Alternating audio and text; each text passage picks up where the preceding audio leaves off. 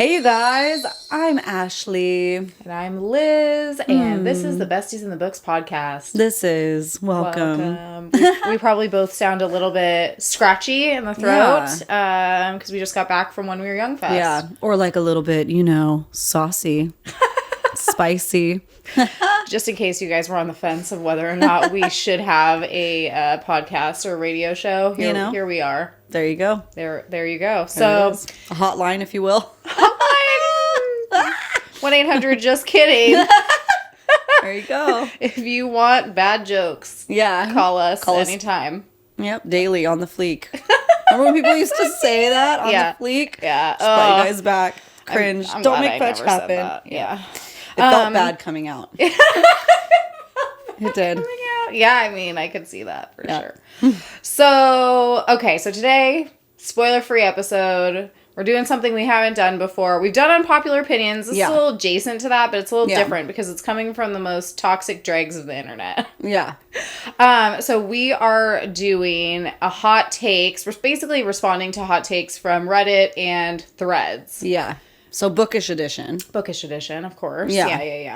And we're just gonna, Ashley has some. She hasn't shared them with me yet. I have some for her. I haven't shared those with her yet. We're gonna surprise each other, and then we're just gonna respond to them. And then, of course, we'll go on social media later. We'll put them to the vote so that you guys can give us your 2 cents on. Yeah, just hash it out with us, man. Yeah. And if you're watching the YouTube video, which there is one, in case you didn't know, we're over there. You can comment along more easily too. Yeah. So if you feel compelled to this hot take is terrible, or you agree, whatever, let us know and your reasoning. We love it. We do love it. Yeah. And it's we try to pick some that are just kind of fun. I don't want to say lighthearted. Some of them are serious, but not too serious. So we like to keep it just kind of ridiculous over here. Yeah. Before we get into the hot takes, we just want to say thank you for being here with us. Thank you guys so much from the bottom of our cold, dead hearts. Thank you. No, we're struggling today, just a little, but it's good struggle because I think we're gonna go to a dark place, a dark, good, funny silly, place, delirious place. It's the middle of the day too. It's not even early or late. It's just, dude, it's 12:44. You guys, we'll talk about it in our faves and feels because we're going to talk about our When We Were Young festival experience, which we're recovering from currently. So we'll dive into that a little bit. But before we do, of course, again, seriously, thank you so much for being here, you guys. It means so much to us. And this little community that I have, Liz and I voice memo each other all the time about just how great you guys are. Yeah. Golly, which is this community that we're building, and it's so specific, and we love it, and it's great. So if you are new to us, hi, welcome. Make sure you like and subscribe and follow anywhere you like to listen to your favorite podcasts. That way you get notified when we post new videos, which this week I think is going to be our second Twilight mini-sode.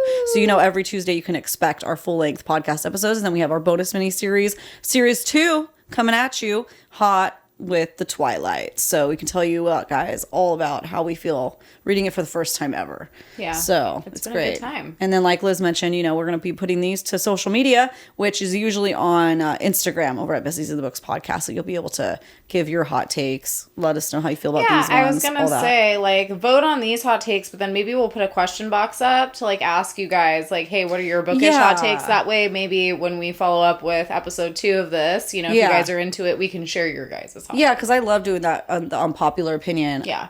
Of hearing from you guys. So basically the same kind of situation. Yeah. But I feel like hot take, you're almost more intense about it. Yeah. It's your soapbox, your TED Talks. Bring it to us. Full disclosure. That's why so I am technically on Threads. I think I've posted once. Because I was you know what? I'll try it. They were really pushing it. I'm I'll try it. I'll do it. I posted something about whatever the book I was, reading at the time was or whatever.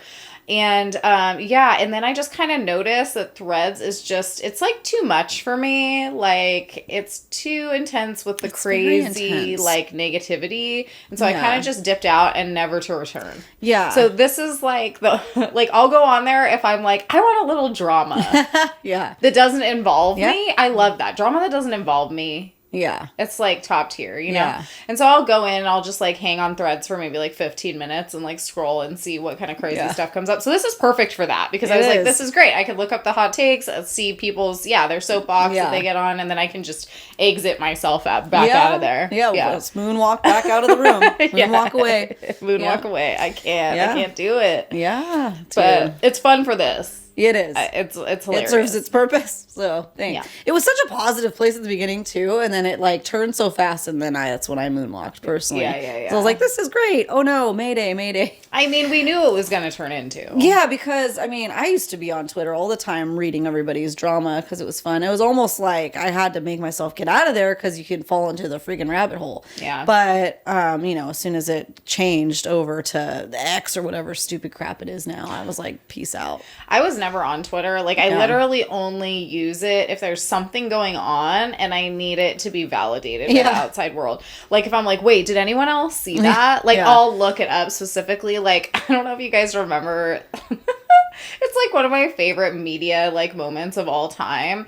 My husband and I are really into watching American Idol. Like, it's like football and then football's over and now we watch American Idol. That's like our routine. And I don't know if you guys remember, but it was like it was one of the weird seasons of American Idol. It was either 2020 or 2021. I can't remember, but they were like really struggling, because it was pandemic times. And it was just like a close-up of Ryan Seacrest, and then all of a sudden one of his eyes got like really oh my gosh, big. Yeah. Was that American Idol, or was that during New Year's ball drop? I thought it was American Idol because I don't watch the New Year's Maybe you stuff. sent it to me then. Yeah. And so me and Kanan are like watching it and we're like, is Ryan Seacrest's eye getting really big, or is that just like in my head? And then it kept getting bigger and bigger and it was like crazy. It looked like one eye was having like an insane allergic reaction, but the other one was fine. Yeah. And so that is the type of thing that I use Twitter for. Because I was like, wait, is Ryan Seacrest's eye like freaking out, or is it just me? Did we ever find out why it was doing that? No. But people noticed it. Yeah. I mean, it was all over the place. Like, is Ryan Seacrest okay? Like, literally, is he He's okay? like coming out of his skin suit. Yeah, totally. Slowly, like Men in Black style. Yes, oh my God. But he's okay, so I guess that's all that matters. As far as we know. That's what Twitter's good for. Yeah. That's our point. Yeah, and stuff like this. Yeah, so. You take it with a grain of salt, you know what I mean? Totally.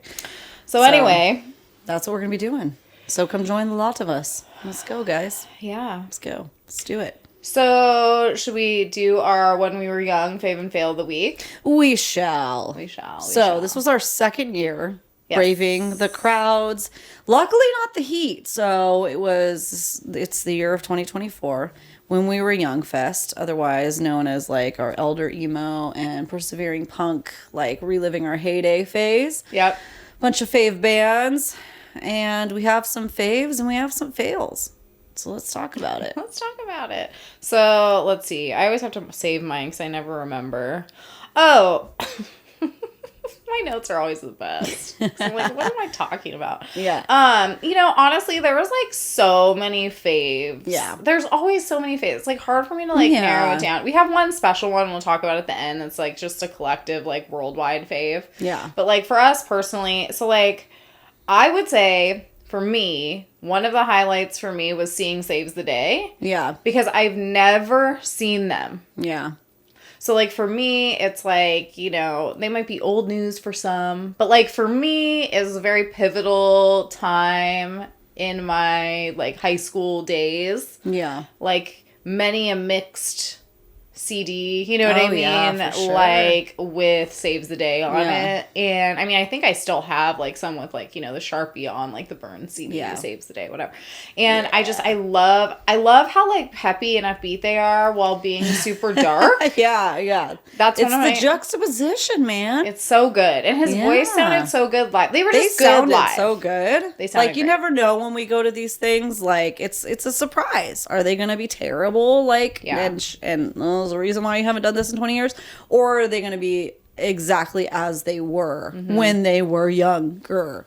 Well, and just the vibe, like just the vibes from them, like they're so chill. Like it genuinely seemed like we're just having a good old time. Yeah, we're just playing our stuff, we're doing our thing. Yeah. Everyone was cool, and I was really into it. And so seeing Saves the Day for the first time. Ruined it, guys.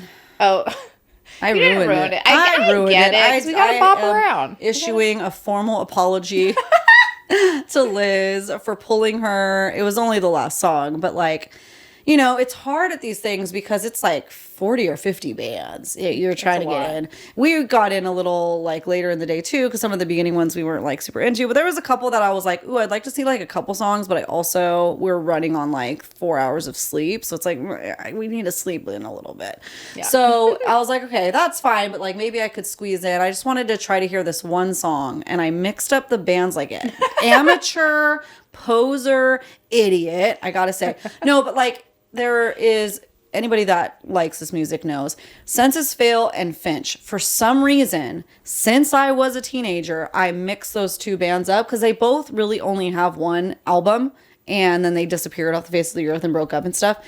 So I was thinking of the song, right? And wrong. Well, it was the wrong band. So it was, I wanted to hear She Burns from Finch, but I mixed it up as Census Fail. And so we watched Story of the Year when we got there, which was amazing. And then on the same stage would be Finch. So we left Story of the Year after they only had a couple songs left so we could catch Saves the Day. So we go to Saves the Day. It's right next door. And we're like, okay, they're winding down. They only have one more song left. I was like, okay, so let's go check out Census Fail real quick just to see like one of their songs, even if it's not the one that I want.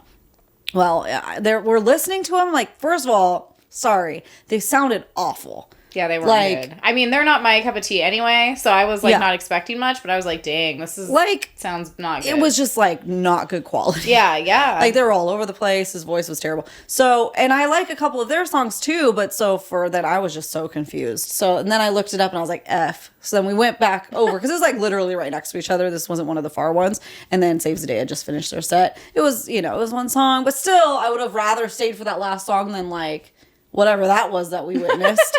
Sorry, Census Fail fans out there, but they didn't do good that day, at least. So. Yeah, I mean, you can't win them all. You can't. So, but yeah, so that was one of my faves. If I had to like pick one, I mean, there's so many that I try to pick one specifically. Yeah, or else we'll be here all day just talking about it. Yeah, but like tangentially, my faves were definitely like the food of the day. Oh yeah. Because as a vegan, sometimes, it can be difficult to find stuff. And I really appreciate that they have vegan options there. Yeah. So easy, too. So easy. Like, I just, delicious. Got, some type of, tofu, rice, veggie bowl thing. And it took 2 seconds. And, that's great. And then afterwards, Ashley had suggested that we go to Nacho Daddy. Oh, my gosh. Yes, it was so good. It wasn't at the venue. This was our reward. I specifically, strategically, we had to walk at the end of the festival. It's all the way on one side of the strip, and we were staying at Park MGM, which is the other opposite end of the strip. I want to say it was between 3 to 4 mile walk. So and that's pretty much all you could do, guys. Just know if you're thinking about going to this concert, it's as organized as they are. As soon as you exit the venue, 65,000 people. Yeah, 65,000 people. 65,000 people trying to get to their different hotels. So the taxis this year, it was actually good that they blocked off the first couple blocks, because last year it was scary where cars are coming. You just through, come out and the road is open, and the road's open. So this time at least they blocked it so we could walk a little ways. Yeah. And some people are trying to get Ubers and taxis, and good luck. Crow bless them. Hope they got them. Yeah. But we just knew after experiencing last year, we're just walking. We're just in for it. Yeah. So, all right. So I prepared this reward for us. Nacho Daddy right across from Park MGM. And it's not right across because it's freaking the strip. It's pretty close. But yeah. And it was delicious, man. Yeah. We're just eating nachos at 1:30, 2 o'clock in the morning. Yeah. And I mean, their vegan selection is excellent, guys. So if you're vegan and you need some good late night food or just good food in general. Yeah, I thought it was just vegan, but it was regular and just emphasis on vegan, I guess. And it's not an emphasis, but it's just there. It's just a natural part of the menu. Exactly. There's just as many vegan options as non-vegan options. So it's whatever you want. I got the nachos because it's its namesake. I needed to try them, and they were so bomb. good. Oh my gosh! So, and then the vibe in there was cool, and everybody was super nice. Yeah, it was kind of alternative, so that was fun. It was an extension of the evening. Yeah, it was fun just seeing emos all over the Las Vegas Strip. That was fun. That was cute. Yeah. So I'd say those are my favorites or whatever if I had to pick something. And then my fail, I just put not going to bed until 4. But was it a fail? Yeah. Was it? That's what I put. Yeah. Because, I can't remember the last time that I literally stayed up till 4 in the morning. Yeah. I have no idea. I couldn't tell you. Even last year we didn't stay up that late. No. But the thing was, so we walk our like 4 miles or whatever back. We go to the nacho place. We're done eating by like, I don't know, probably 2:30. They closed at 3, so so before then, between 2 and 2:30. Go up to the hotel room and, you know, like get ready to go to bed or whatever, and then we ended up like watching some of the first Twilight movie. Yeah. Was that the second night? Or that was the first night. It took us 3 nights in a row to finish the first Twilight movie. That's just us in a nutshell. Yeah, so that was the second night then. Yeah. So there, you know, there was a lot of good scenes. I'm pretty sure the spider monkey scene was that night. I don't know, whatever. It all blends together, but either way, like that, it's like technically a fail because we didn't go to bed until 4 o'clock in the morning, so it made the next day a little rough, and also consequently today a little. Yeah. Like, we're a little tired, but hey, it was worth it. And we're not nearly as freaking just dead as we were last year, because this year it was only like at the highest 75 degrees. Yeah, it was nice. And a light breeze. So it was so nice. Last year was 100. So hot. And we were like, geez, we are old. And then this year we're like, wait, no, it was just a freaking sun, man. So it killed us. So it was so good, you guys. It was a great time. Yeah. So much better when it's not 1,000. But you never know when you book these things. You just gotta go. The first year was windy and the first day got canceled. So you just like... You never know what it's going to get with festivals, man. Yeah. So my fave is hard to decide because it's also just like freaking vibes. Just great being there. Good stuff. Yeah. But if I have to, I'm going to kind of go with performances, since those are like the why, the what brings us. Yeah, why we were there. Why we were there. Obviously, My Chemical Romance. I mean, they were so good. First time ever seeing them. Oh my gosh. It was great too. It was excellent. They just did such a good job. They had to do the Black Parade album, which honestly it's number 3 for me, you know. So same. So what it is what it is. But they did do Helena and I'm Not Okay, at least at the end. So that was great. They were so good. And then also I love Pierce the Veil, their show. Yeah, it was good. It was like super good. MCR is my favorite because I've never seen them before, and like that's my favorite ever. So like, you know, Pierce the Veil though, if like I had seen MCR before, you know, I don't know, they're so good, such a hype. It's great. I mean, they were excellent. Yeah, Loved it. And I loved it the whole day. So the whole thing is a fave. And then the fail, well, would be pulling Liz from Saves the Day. Like that was definitely a fail. Like 100%. Census fail, I fail. I wasn't even like phased by it really. I was just like, okay, I'm traumatized. I wasn't that affected that and like I just have to say, like, I'm so sad. But if anybody's listening to this that was there, just let us know like if we're justified in our feelings or not. But The Used is my number 2 reason to go, because we did see Pierce the Veil last year, and like we didn't watch the whole set yet because Liz didn't know them yet, and I had just kind of like started listening to them a month before, so I wasn't fully invested yet. But like, so The Used was number 2 on my list of like, you never seen them before, super stoked. You guys, I was so disappointed in his performance. Like, I've only seen The Used twice, I think. I saw them once at Warped Tour for sure. Yeah. So this was like literally, 20 years ago, whatever. Yeah. Almost 20 years ago. Like, the last time I saw The Used, it was like such a crazy experience. It was like I was telling Ashley, I'm like, it's the only time I've actually gotten like quote unquote injured at a concert. Yeah. Because back then I was crazy and would do all the crazy stuff. I had like one of my like cartilage earring piercings like ripped out. It was, you know, and like faces bleed a lot. So there was a lot of blood. It was gross. But I'm like, that was a different experience, right? Where it's like, I was so into it. Things were so crazy. My earring gets ripped out. I'm like, I don't care. Let's keep going. Like, Bert was like out of control. He had the long hair at the time, so it was like everywhere. It was just a whole thing. Like, wow, what a commanding of the stage. Yeah. And this was like, what's happening? It's like, he doesn't want to be there. Why am I here? This sucks. Like, those vibes. So it was like, okay, because I've heard he had to have vocal surgery. His screaming is crazy incredible. And the way that and I understand if he can't do it anymore 20-something years later. Because the way he goes from high-pitched singing to screaming and, like, the back and forth, I'm sure is extremely exhausting and straining. So I don't even fault him for that. Like, he's not doing his screaming anymore. And the side guy they have to use, he's a little too low for my taste because his scream is higher pitched. So, so it was that, like, but I could look past the singing not being perfect if he cared to be there. It was a bad vibe. It kind of just was like, he was like in this jacket and just struggling. And kind of seemed like slouchy. I don't know. It kind of seemed like he was like very hungover. Either hungover or like literally sick. Yeah.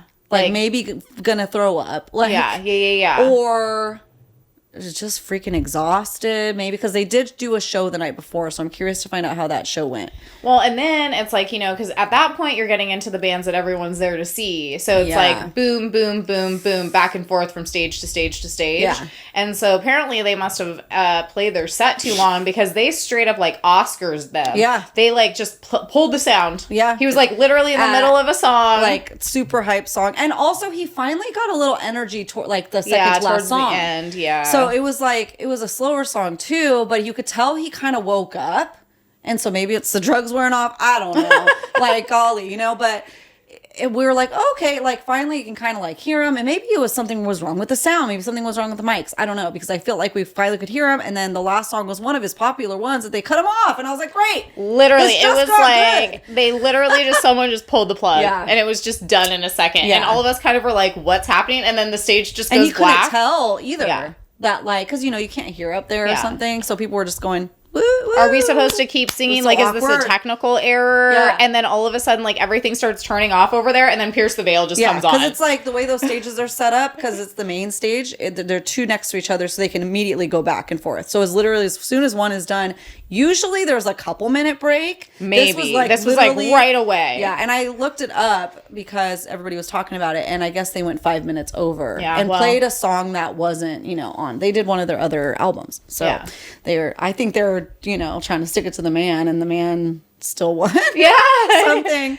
But it was a disappointment. It is what it is, but it was definitely bummed. Well, it wasn't my fail. It's like stick it to the man and the time or place. You know what I mean? It's like all that did was make it weird. And you're going into other people's sets at that point. So who are you sticking it to? Pierce the Veil? Yeah. They don't want to. They just want to play their set. Yeah. So I don't know. And then I guess another fail could be that Fall Out Boy played for almost 2 hours for no reason. Yeah, if you love Fall Out Boy, you would have loved it. Ashley and they're not. I literally started reading on my Kindle on my phone towards the end of the set. I'm like, oh my gosh, it's still going. They will play forever. Yeah, so but we got so close, guys. Yeah, we are really close. We were so lucky because we were gonna take a break in between with Fall Out Boy, because we knew it was gonna be like almost 3 hours in between. Yeah.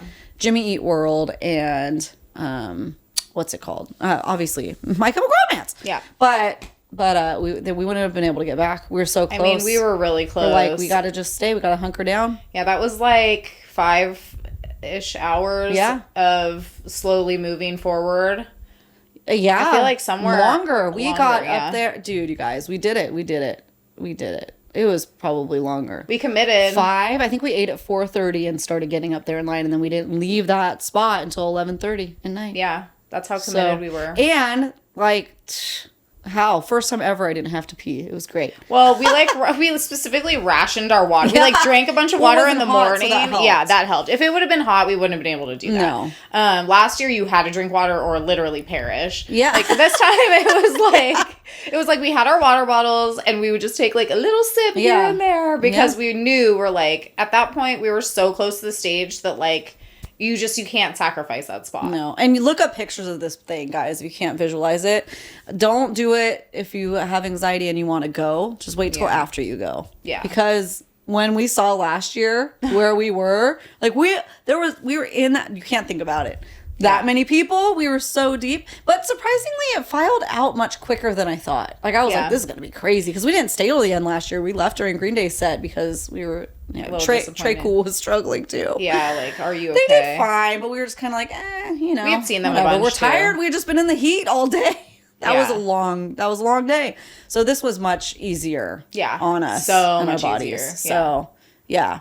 We'll see what Warped Tour, you know, when they bring out their set list, it's a lot cheaper. So that's nice too. It would, we'll it's probably going to be freaking hot. We'll see. They'll have to have a really good set to get me to do it. So anyways, There you go. There you go, guys. There's your update. If you have any questions about When We Were Young Festival, feel free to, reach out and DM us. We love talking about it, obviously. We could talk all day about our experiences. We love it so much. We really Vegas was so fun. Just freaking being with my bestie. Woo. We got to meet one of you besties out there, too. Shout out to Jasper at Coffee and Cracked Spines. We got to meet her while we were there. Go a little book shopping. It was so cute. Oh, I wore my Chapter Catchers Fire Breathing Bitch Queen, Aylin shirt. I only got called out once the whole day, which is really weird. So if you were that person, hi. We were in that freaking pit for most of it. That's true. So only so many people could see. What it actually said. People around us. Yeah. But yeah, there was one person. Yeah. So hey, whoever that person. Yeah. Okay, so let's just segue here into our hot takes. Yep. Okay, so I did threads. Yep, and I did Reddit. All right, here we go. You ready? So my first one is just a chill one. All right. It's just to ease us in. That's great. All right, hot take. I love the Hobbit movies. They're not the same as the book, even in vibe, but that doesn't keep me from enjoying them. If you put but a sprinkle of Tolkien into something, I'm going to gobble it up post-haste. Oh, post-haste. Yeah. Okay, good for you. Good for you. Well, the reason why I put this one in there is because obviously we've talked about the Hobbit movies in the past. The fact that there's 3. There doesn't need to be 3. They're too long. There's too many. But, at the same time, I get what they're saying. Because they're not the same as the book, even in vibe. Not really. You're right. It's it's not. Yeah. But at the same time, I still watched all of them at the midnight release showings.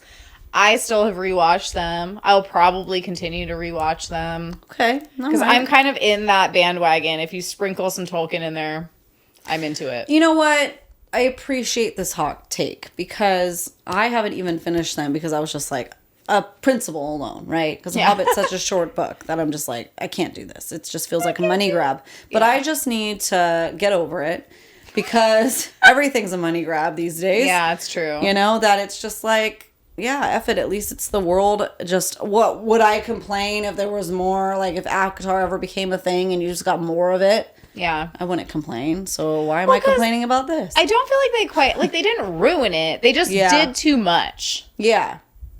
You know what I mean? Do less. Do less. They could have done less. They could have done one movie. It would have been completely fine to do one movie. They didn't need to do 3. But hey, if you're going to give us 3...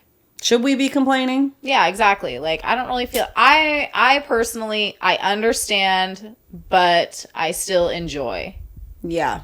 Yeah. That's fair. And I can never remember that guy's name, but the guy who plays Gaston is in it, and I really like him. Yeah.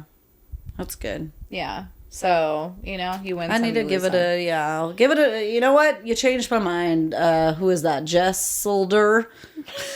Jesselder 11. Yeah, on Threads. You changed my mind with your hot take. Good job. I'll give it a try. I mean, here, we'll just expand upon this. Okay, shall we? So, I'm watching The Rings of Power. My husband's like, he knows the truth. He's like, really?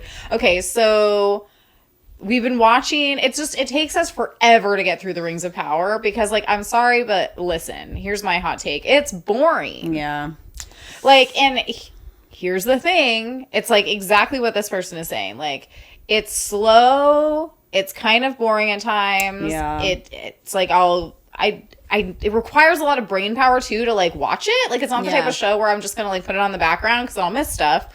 But it's, everything's so beautiful. It's done so well. The costumes, the makeup, just everything is so spot on that it's I'm low key suffering through because of the fact that it's Tolkien stuff. You know what I mean? Yeah. So there you go. I don't know. I mean, am I going to continue to watch The Rings of Power? I am. Absolutely. Yeah. Even though... maybe they figured it out a little bit for second season because that was a lot of people's vibes. I tried watching it on my phone, which is the biggest mistake for fantasy. Yeah, you need the full... Yeah. I just only got so much time and I friggin' don't have time or patience to sit and watch something anymore unless I'm doing laundry, doing errands and around the house. Not errands, but just stuff, chores. Yeah, I have to restart it at this point because I don't even remember what was happening and I go finish this first season. So, yeah, so I get what they're saying. It's hey, whatever. We just gotta, it's probably how people feel about, if you're, super into the Harry Potter fandom or, the Twilight fandom or, whatever, it's no matter what it is, you're gonna watch it. Yeah, yeah, yeah. And even if it's bad, then it will just be bad but you'll like it anyway. Do you know what I mean? Yeah. Yeah. I need to just take away my principles and morals and just continue on to Hobbit. Well, it's like you're saying, everything's money grab. Yeah, so who cares whatever. Just enjoy it for what it is and take your brain out of it. Yeah. Honestly. That's our advice to you. Just suck it up and watch The Hobbit. Well, just give in. Give in. Okay, what do you have for your first one? All right, for me? So from Threads, Brown Genoid. No, sorry. Okay, so from Reddit, Brown Genoid says, not all fantasy needs to involve war and battles. That's their hot take. What do you feel about that? What are they doing? Well, what are you doing if not war and battles? I guess, there's lots of romance. There could be romance. Prancing through the forest. Yeah, there could be a journey. Yeah, journey stories. Yeah. Hello, there's definitely more fantasy than war and battles, I think. Yeah. Just be falling in love with vampires, like you said, romance. There could you could be doing a lot of stuff. Yeah. So I don't think that battles and war is necessary. However, it does make it interesting, kind of ups the ante. Yeah, high stakes. Yeah, because even if you have fantasy books that don't include war or battles, they probably will in subsequent books. Do you know what I mean? It's probably building up to that for some reason. Unfortunately, it's just a fact of life. Well, yeah, I was gonna say any type of epic good versus evil has to have some kind of battle, and sometimes it's not bad battles too, and it's there's a disease going on or something like that. I can think of a vampire fantasy book that we read that was a novella, but there's a disease taking people out, so there needs to be something going on. Usually it's why the story is being told. Yeah, it could be a post-apocalyptic, so the battle's already happened. Yeah, how people recover. Yeah. So there doesn't have to be war and battles. No, I agree. I would say I agree. Yeah. But the ebb and flow of, just reality would lead us to... Most of them are going to be. You're going to get there eventually. If the story goes on long enough, you're probably going to need some type of, conflict. Otherwise, where's it going? Yeah. But I agree. Yeah. Okay. They just want it smooth and steady. Yeah. They're just we don't want any battles or anything. We just want to talk. It's we just want what's happening on a day-to-day basis. Yeah, just like a diary of the Fae. A Court of Frost and Starlight. They just want that. But the long version. Yeah. That's fine. Yeah. Do it. Yeah. Okay, so my next hot take from Threads. And it's author A.L. Fox. So I don't know who this person is. I should probably look them up. But... possibly a hot take, but I was on Food Talk, and I need you all to know in any setting, book, food, sports, whatever, I hate ratings 8.6, 4.8, 3.2. Why do you do that? Just make it a 3. Make it a 3.5 if you have to. Make it a 9. Make it make sense. Thank you. That is all. Yeah. I saw this, and I was like, yes, 100%. I hate that. Yes. I will do my absolute best, in my formal rating. So if it's on Goodreads, if I post it on Instagram, if I post it on Amazon, whatever, I will never do that. Yeah. It's always scale of 1 to 5, a solid number. I can't with, 8.6? Come on now. What does that mean? Yeah, pick a lane. Pick a side. Yeah. Don't be a fence sitter. You got to pick it. Yeah, it's hard sometimes. It is hard. But you got to do it. You got to think about it a little bit harder and pick one. Or don't, and then just don't rate it. Yeah. That's also an option. No one is making you do this. Yeah. You know what I mean? But I just feel sometimes if we're casually talking about it, I'll be oh, maybe the spice is a 2.5. But then when I put out my actual rating, I choose. Yeah. Because you have to. You have to. Otherwise, it's just what does this mean? Yeah. 3.2? Just rate it a 3. Yeah. Yeah, a 3.2. Yeah. Come on. It's a 3. It's you're not that good, but I'm going to give you the 0.2. Yeah, what does that even mean? What does it mean? What does it mean? Yep. So, we'll have to ask you guys. Yeah. What do you think about half ratings or point ratings? You're just giving them a fraction. Yeah. Fraction ratings. What do you think about that? Like you said in one of the episodes, slippery slope, man. It's a slippery slope. A lot of times, I feel 3.5 is the one that comes up the most, where I feel it's 3.5, but I can't, I gotta pick. Well, because it's people don't want to rate things a 3, because they feel that's too harsh. Yeah. It's but a 3.2 isn't much better. Yeah. Yeah. Agreed on that hot take. I feel 3.2 is almost worse, because it's it's like you're trying to throw him a bone, but you can't really. You know what I mean? It's like you're trying, but you just can't bring yourself to give him a 4. Yeah. So there's it almost I notice it more. Like, oh, you know. Yeah, totally. Yeah, brings attention to it. It stands out more. As opposed to just grazing over 3 stars. Yeah. Okay, so this one is funny that I found because it kind of kept coming up this weekend when we were gone. James Patterson needs to be stopped. James Patterson. He's the author that has 1 billion books. That was Robert Patterson, so you kept asking who Edward is, and I kept saying Robert Patterson. I cannot remember Edward's real name to save my freaking life, guys. Like, it's Robert Pattinson. So, Robert Pattinson, but I was thinking Robert Patterson, but it's really James Patterson is the author. What is he I'm going to look up write? how many books that he has.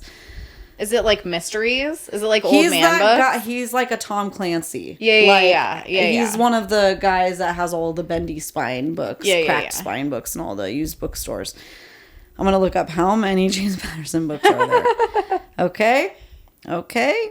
200 novels. That's a lot. He needs to be stopped. That's what somebody said. That's so funny. I can't agree or disagree because I've never read one. Yeah, I'd have to read one. Maybe they're good. Yeah, I'm sure somebody out there right now likes it. They're like dad books, right? I would think. Yeah, so. It's like something my dad would literally read. Yeah, like he probably does read those. Yeah, I'll have to ask him. Yeah, so does he need to be stopped? You guys really let us know. Has anyone read one of his books? It just doesn't seem like the Venn diagram of like romantic-y girlies and like, what's his name? James Patterson, Tom Clancy, like really overlaps too much. You know what I mean? But I could be wrong. So let us know. What do you think? We can't make a judgment. Yeah. Should we someday in the future for our 2025, should we read an old man mystery novel and see what we think of it? I'll let you know. We'll just fit it into our list. All right. Hit me with the hot take, Liz. Okay. It's from Threads. Bethania reads. I'm not saying that right. Hot take, maybe? I hate books with time travel as the main premise. Like, MC touches a stone or some shit and is transported back in time kind of thing. Like, unfortunately, if someone recommends a book to me, like, I'm going to disregard all their recs. Harsh hot take. Specifically for time travel. The reason why I put this in here was because I really struggle with time travel. Yeah.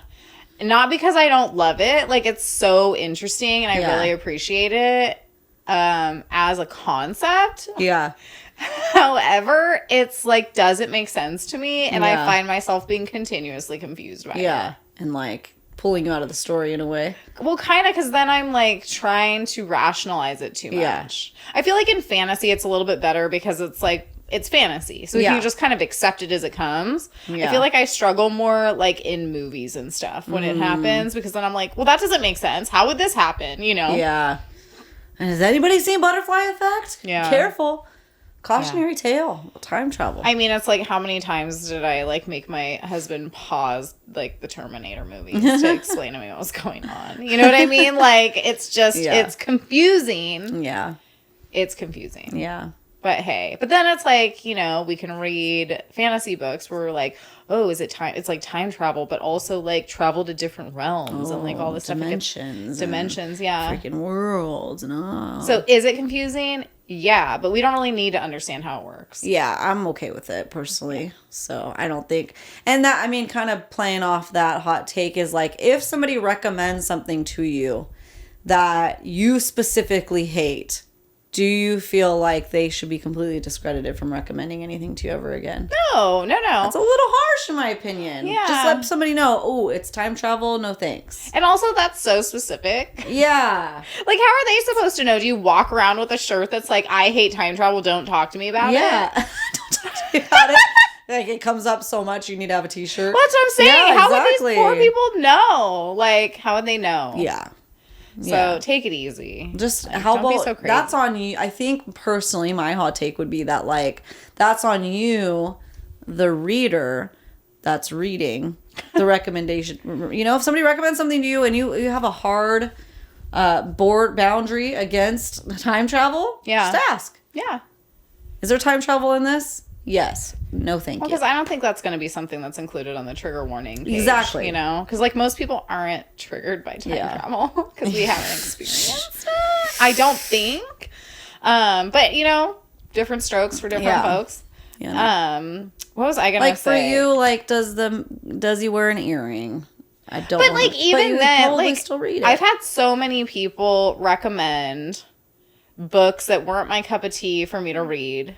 Yeah. Am I ever going to hold it against them or say, like, their taste just must be terrible in general? No. Because, like, there's so many different kinds of books and so many people recommend so many different things, you know? Yeah. I'm sure I've recommended books to people that they hate. You know what I mean? It's like, what are you going to do? What are you going to do? There's a billion books out there and everybody's looking for something different. Yeah. You know? You know, if you're that offended by time travel, you have to let the people know.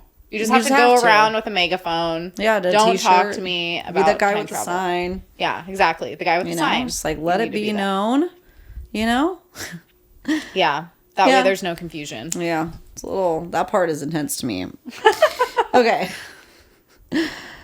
Let's see the next one. Okay. This is a fourth wing hot take. Oh, okay. Cool. From Andergidderdo. Okay. Especially Reddit has like fake names, so it's like doesn't make any sense. Okay. I hate fourth wing. Okay. It reads like it was written by a I'm trying to censor this word. Randy. Out of touch teen. Okay. Who suffers from main character syndrome. Harsh. I liked it.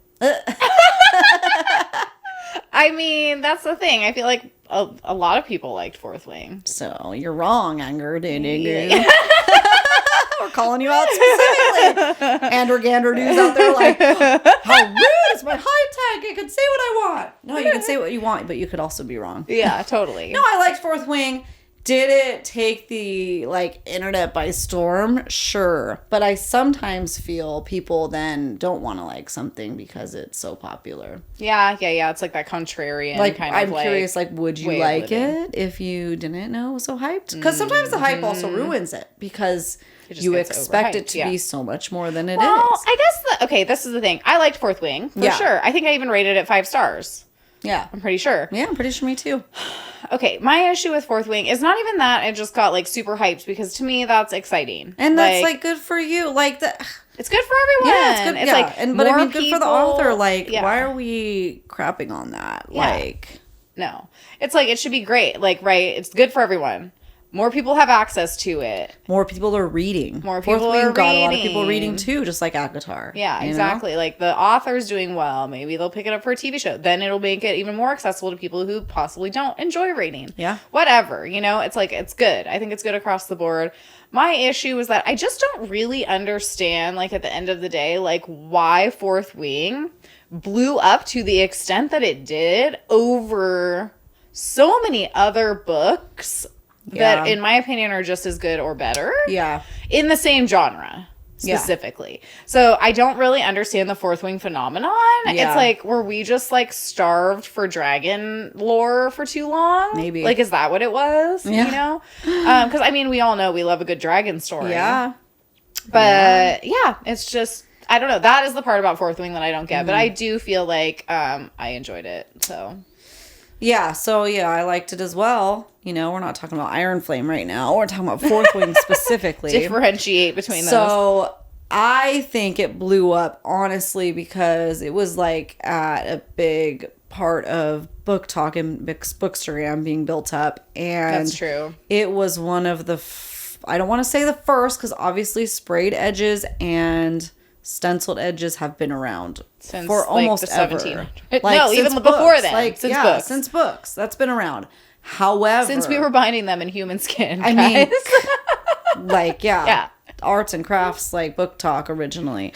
Okay, so it was the first like mainstream, easily accessible, affordable stenciled edge that wasn't a limited edition. That was the first Fourth Wing book. And it popped on the shelf. So people obviously are going to go pick it up. Yeah. Totally. What's this? And then it just freaking spread like wildfire, I think. Because it's like, ooh, it stood out against the other. So I don't even know, while the story's great, we love it, everything.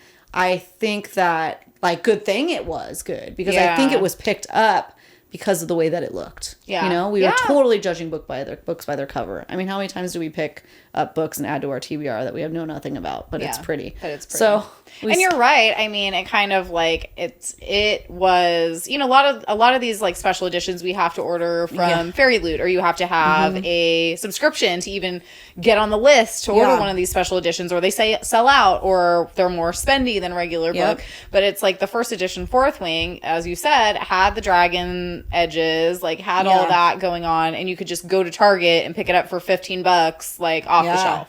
Yeah, I literally got mine like after the original like hype. Like it was, I would say, actually I should take it back. It was like during the build up where Target was having a sale on it randomly. And I was like, oh, I might as well buy it because it was like $15 or less. Yeah. Like it was crazy. So I was like, yeah, sure, whatever. Might as well. Why not? I think I got mine off Amazon. Yeah. I get it. And then like 3 weeks later was the explosion. Yeah. Like it literally blew up and you couldn't find it anywhere. People were freaking out about the dragon copy, you know, and it never came back. And now they have the paperback version. So that's nice if you were looking for the dragons. But again, accessible. It's everywhere. We saw it everywhere this weekend. Yeah. So that's nice. Literally like at my local co-op grocery store, it's at the checkout. Yeah. So like, I think the accessibility is everything. Yeah. And the eye-catching stenciled edges. And now we're seeing it everywhere. Yeah. You know, stenciled edges. And it doesn't always deserve that, you know. No. Sometimes they're just slapping them on books. But that's a hot take for another time. So. Yeah. Cool. All right. Okay.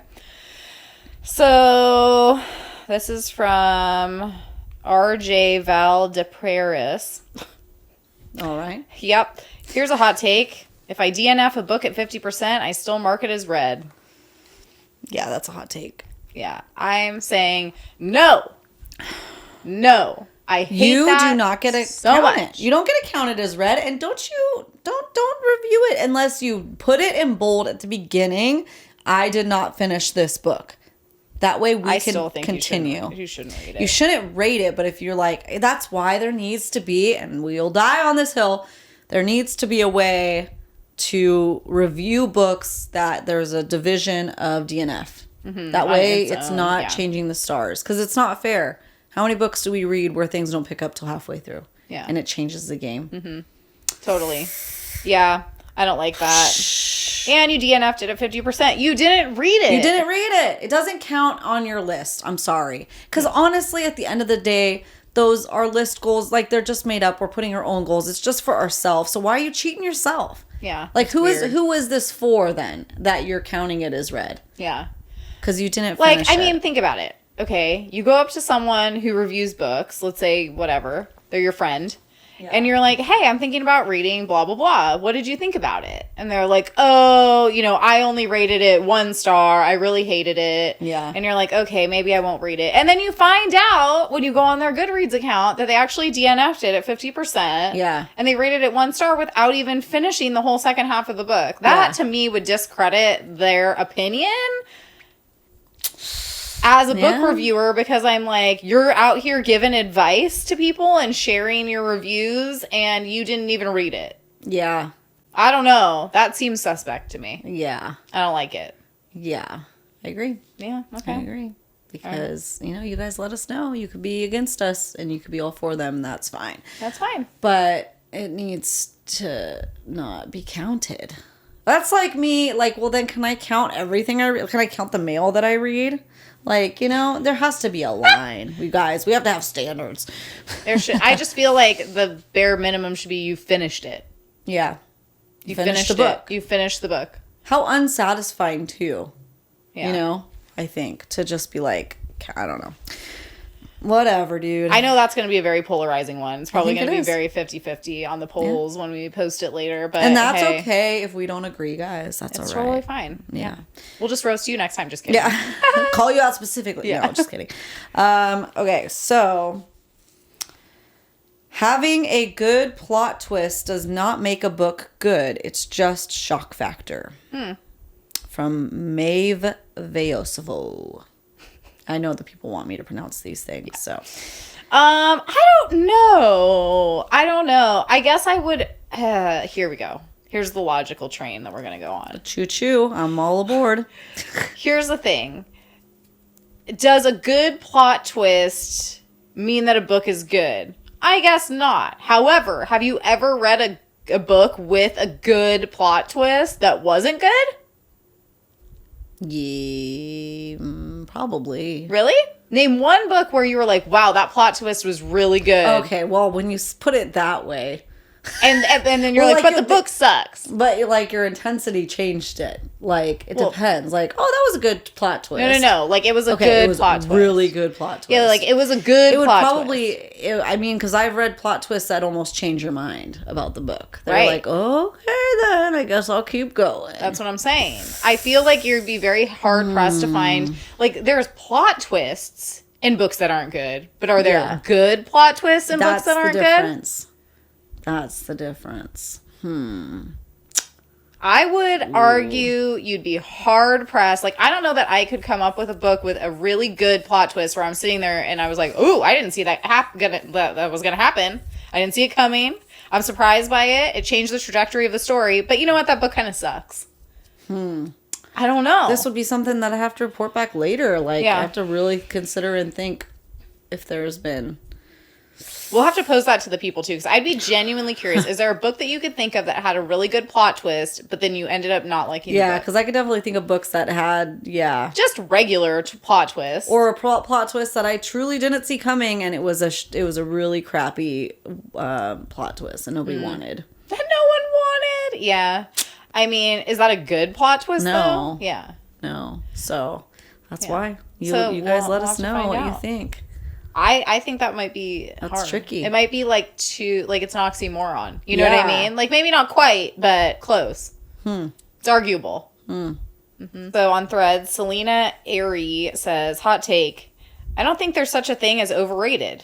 If a large number of people all enjoy the same book and it brings them happiness, then it deserves the attention it's getting. It might not be for everyone, but that doesn't mean its success is any less valid. Same goes for songs, movies, etc. I liked this because I definitely have, am guilty of calling things overrated. Yeah. Play it out, overrated, whatever. But, like, I like this because I feel like she's right. Yeah. I really would say that I agree. Is there a thing as being overrated if people like it? If the majority of people have positive ratings. And they what harm does that do? Like, it's very subjective. Like, yeah, the concept of overrated is weird when you really think about it and dissect it. Yeah, like, oh, that's overrated. Why? Because, like, millions of people like it? Let's let them have fun. Yeah, because although alternatively underrated is a thing, because not enough people usually have experienced it, so it is underrated. Well, I feel like underrated might be different because of, like, exposure. Yeah. Like, that's different, I think. Like, underrated. Like, that just might be... I think of underrated as, like, not enough people have heard about it. Yeah. It's not being talked about enough. Yeah, because it's like, let's say you exposed it to all those people and then, like, no one liked it. That would be different. Yeah. But it's like, if it just hasn't been exposed to enough people. Yeah. But, like, overrated means it's widespread, it's viral, whatever, and you do have all these people who like it. I mean, why are we complaining about that? Yeah. Maybe it should just be, like, wow, maybe it's just good. Yeah. And then you could just say, like, and maybe instead of saying, like, it's overrated, you could just say, I didn't like it. It wasn't for me. It's hard because we like to say intense things like, oh, so overrated. Yeah. Is it, or did you just not like it? Yeah. It's a hard truth. We got to accept that sometimes. Look inward. Sometimes it's a us problem. For sure. Maybe not. I'm so guilty of that. Fall Out Boy is a great example. Yeah, a perfect example. Everyone's heard about him. It's not like they have not had enough exposure. They are definitely someone that I would consider to be overrated. Because we don't personally like it. Yeah. But, who are we? Did they put on a good performance? Sure. Yeah. They did. Aside from the harness thing. The harness? I wish we had a video to show you guys. But Pete Wentz was, like, just in a harness giving us nothing. Like, yes, give us nothing, queen. He was just in it, just floating. Like, not doing something funny, not moving his hands. Have you ever wanted your junk to be so fully... What's the word I'm looking for? Guys, like, a harness that pulls you up on stage. In no uncertain terms. Prominent. In your face. I was like, oh my God. I was so shocked by it. Like, in like a... like, train wrecky kind of way that I couldn't even pull my phone out to record it. I know. And I was literally reading Twilight at that point because I had had enough.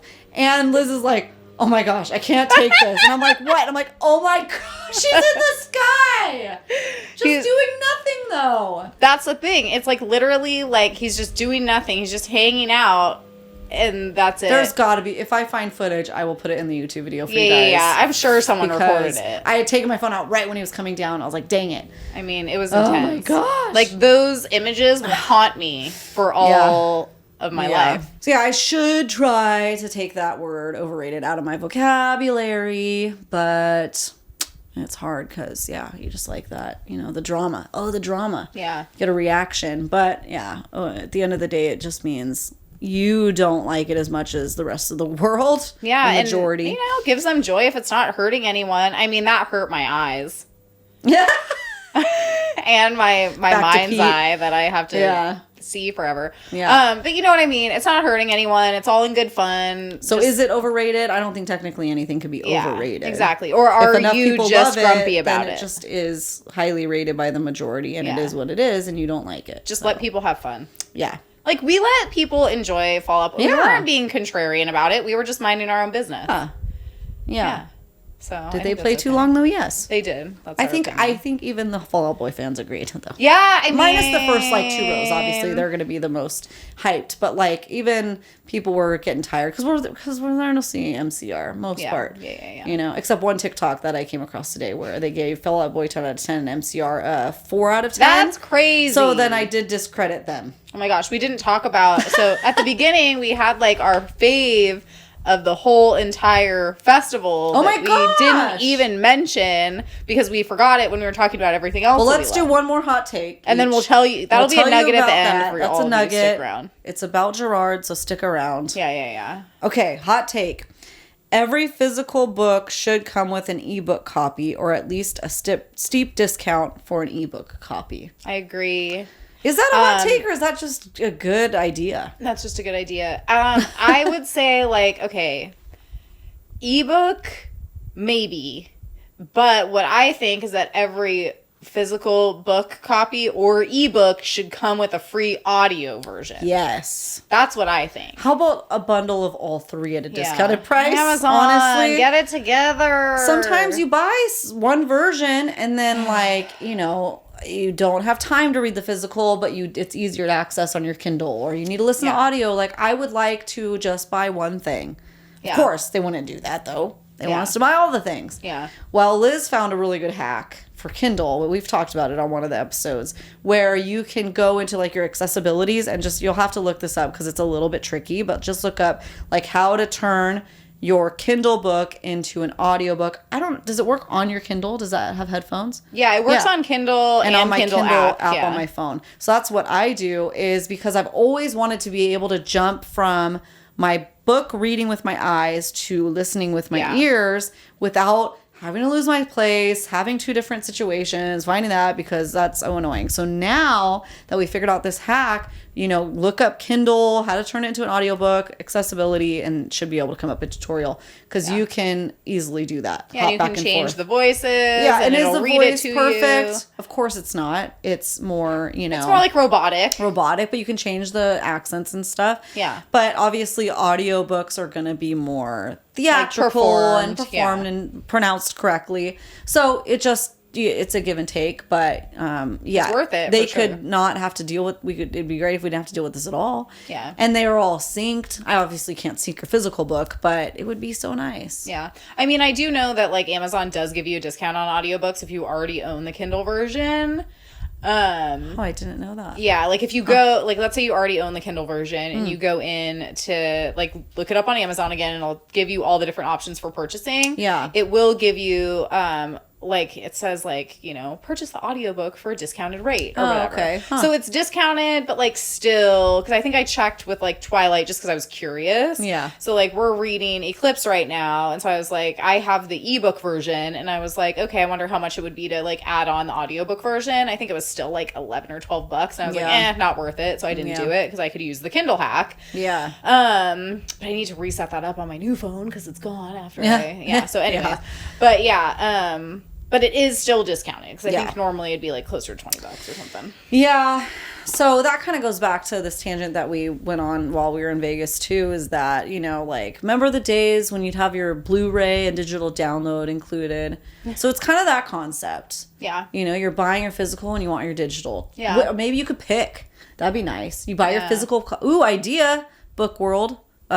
People, publishers, things, places, because you're listening to us. Just books or just staring and listening. Okay, so you buy a physical, Barnes and Nobles, Amazon, whatever. You get a code to be able to have an audio download or a Kindle download. Or a bundle of all three for if a little you bit more. choose for like a little bit more. Yes. Someone That would do be that. perfect. Please. If DVDs could do it, so could books. Yeah, come on. That was so long ago. Figure That's it great. out. Great idea Great of a hot idea. take. So I agree. all right. Okay.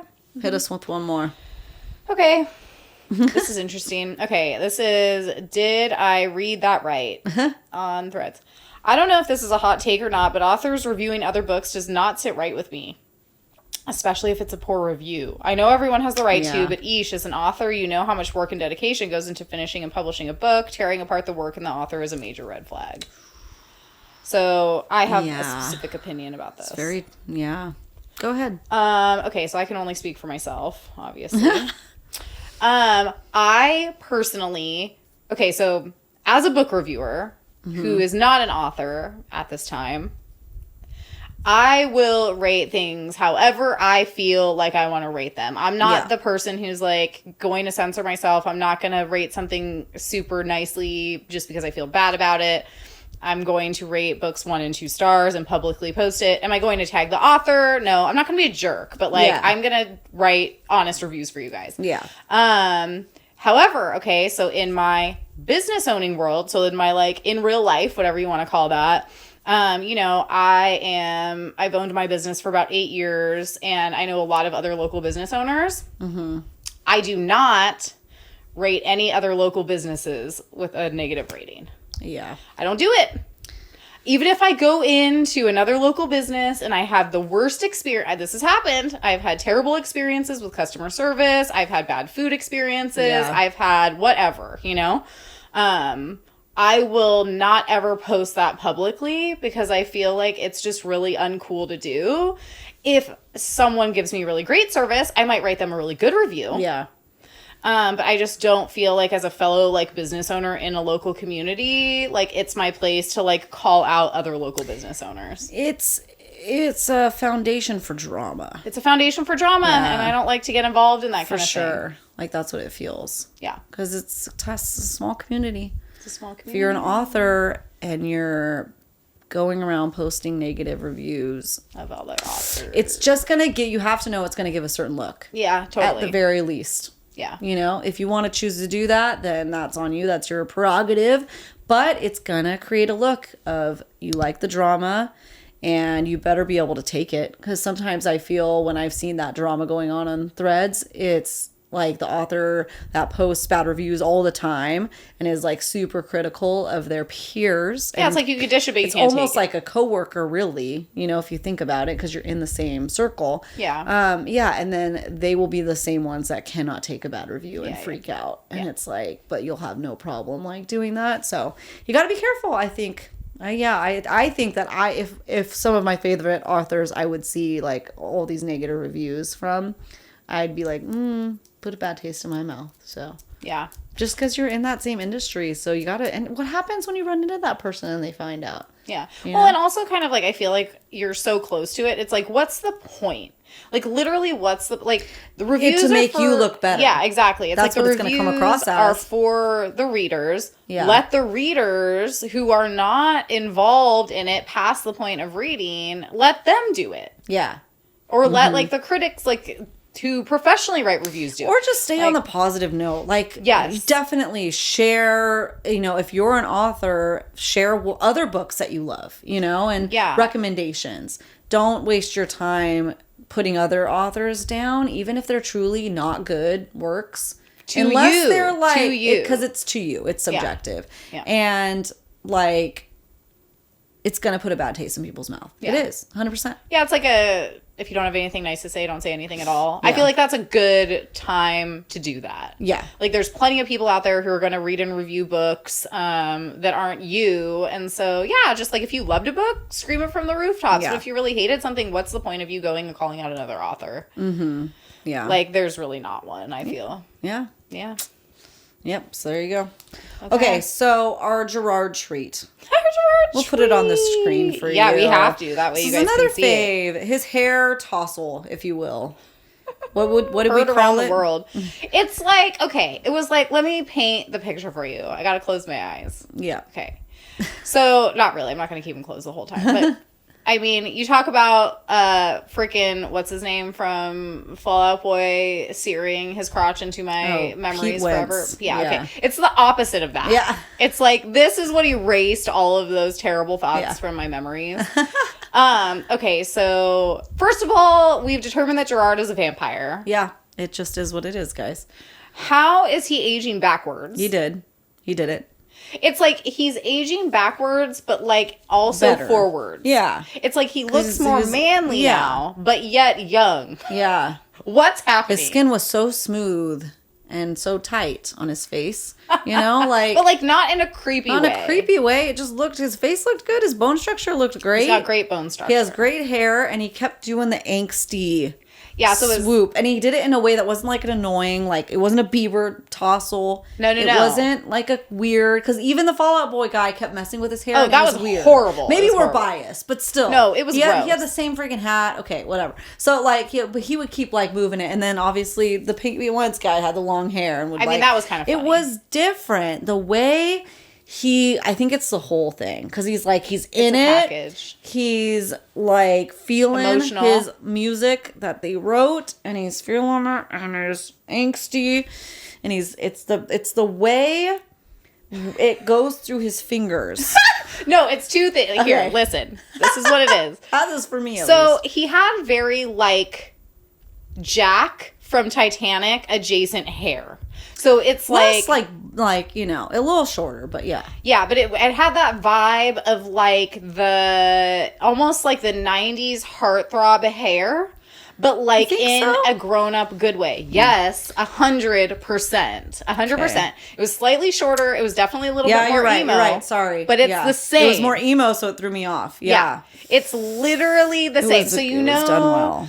We all grew up. Because he had the really short sides, yeah. Yeah, and then like the swoopy kind of top that just goes really nicely, like when you push it back, you know, it's like just for a second. You guys are seeing it too. It's like it's a sight and he's to behold. and he's holding a microphone intensely on the other side.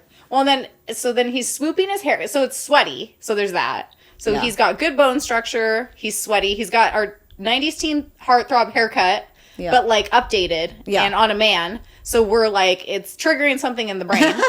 And then he's like pushing his hair back while he's singing so emotionally, but then he's also got his wedding ring on. And so I feel like that triggers something in the like my wife trope. Yeah. Because then he's a good guy, right? I feel like there's just something but what he's singing about, you know, like kind of crazy stuff too with the juxtaposition in there. Yeah. So it's a morally gray guy. It's a morally gray guy. It's just, it was every single thing. Vampire adjacent. Yeah. It was a high fae fantasy vampire moment for sure. Yeah. So thanks for that, Gerard. An experience. Yeah. It was something that we'll be sharing with you guys so that everyone can experience it. Yeah. Just as a little treat. So that was our fave of the night. Yeah, collective. All right, so we have a Smasher Pass for you guys. Gerard, just kidding.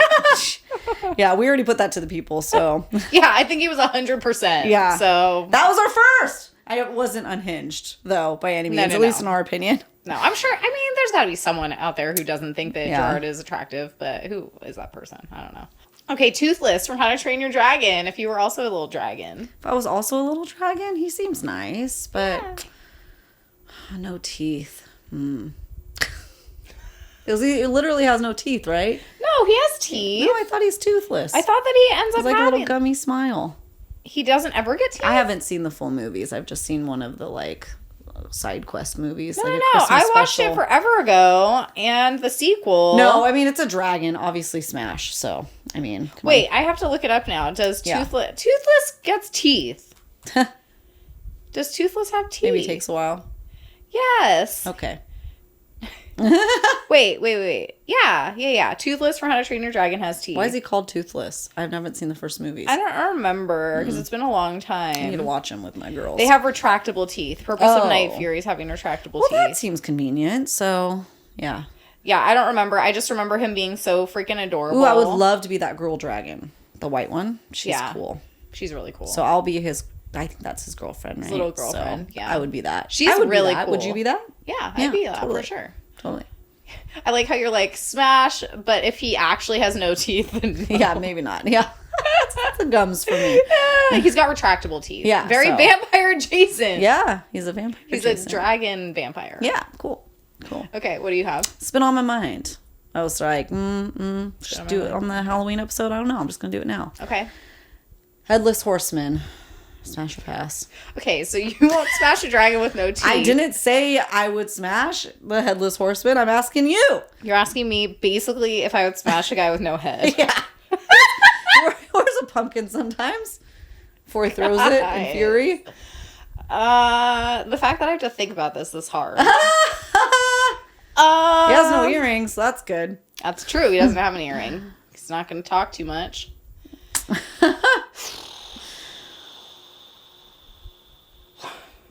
Wow, you really are considering all possibilities. Well, because it's very, like, paranormal romance adjacent. Like, I'm sure there is somewhere that is, like, written about this, like, actually the Headless Horseman. You know what I mean? I just need to find it. Like, maybe he has, like, a phantom head. Yeah. You know what I mean? Yeah. I'm going to say smash, because why not? Yeah, pass for me.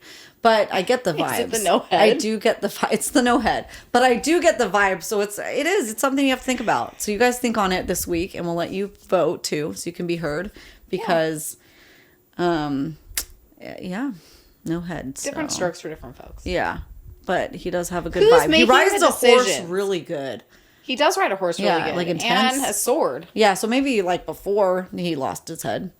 You know? Well, but like that's a serious question. Like, who's making the decisions if he doesn't have a brain? I know. Who's operating? It's just a... So he's got to have a phantom, like, he's essentially like a ghost or like a spirit or a like on the Johnny Depp one, we get to see, but that's freaking Christopher Walken. That's definitely a pass. No, that's a pass for sure. Yeah. I'm talking about like the imagined ethereal version where like perhaps he has a phantom head. It has to be. He's like essentially a ghost, it's like a ghost zombie head. Body. Yeah. Yeah, who's pulling this? It's just like a but little his body's alien not gross though, controls. right? Like he doesn't have a zombie body. I don't think so. He has just like a normal body. Yeah. And then a ghost head. Yeah. I say smash the ghost head. What about Ichabod Crane? I mean, he's a smash for sure. Yeah, when it's Jeff Goldblum in that film. That old 80s film we talked about. Yeah, it was like 1980. It's not even a movie, it's a film. Well, yeah. Yeah. At that point it is. But like Disney, that Ichabod Crane, no. No. He's creepy. Yeah, I mean Johnny Depp, he's not even my type. Oh, and obviously for sure. Johnny Depp. Like Johnny Depp's not a smash for me 99% of the time, but Ichabod Crane, okay, fine. Jeff Goldblum, definitely. Yeah. I'm trying to think if anyone else has played him. Oh, you know what was really good? There was that show that was like Sleepy Hollow, and Ichabod was a smash. Yeah, I was gonna say, I feel like he was pretty good. The girl was super cute too. I don't remember who it was, but that was a great show. Yeah. Wasn't too spooky for me. Here we go. Petition for Henry Cavill to play Ichabod Crane. Why not? And the Headless Horseman. And the Headless Horseman. Imagine! And like everybody. It's like Christina Ricci in the Sleepy Hollow one. Yeah. She does a great she's job really good too. She's got like no eyebrows. It's good. Yeah. It's literally just like Henry Cavill's playing Ichabod Crane, but then he's also playing the Headless Horseman, but he has no head, so we don't really know it's him, but we still all it's like a time him travel anyway. Thing. Yeah. It's like even without a head, you'd still know. pick him. We would know. We know his essence is coming through. It's literally just some other guy. Yeah, like, I love that it's like the Akatar where it's like people have done reels where it's just all Henry Cavill, like even or in Throne of Glass, Farrah and even Aelin and Fleetfoot and Throne of Glass was even somebody did.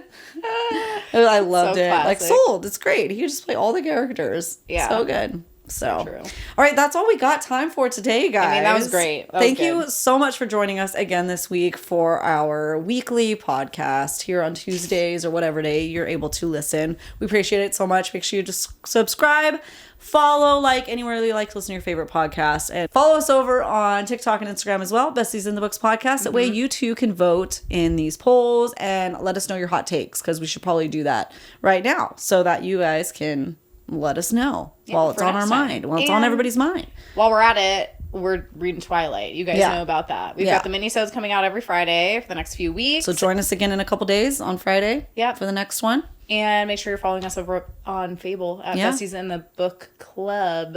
Yes. And chat with us about the Twilight books, all four of them. Books. And we have a November read up. We don't know what it is yet because we're filming in October, but check it out. Come hang out with us. Got all the things. All right. See you guys next Tuesday and Friday. Bye.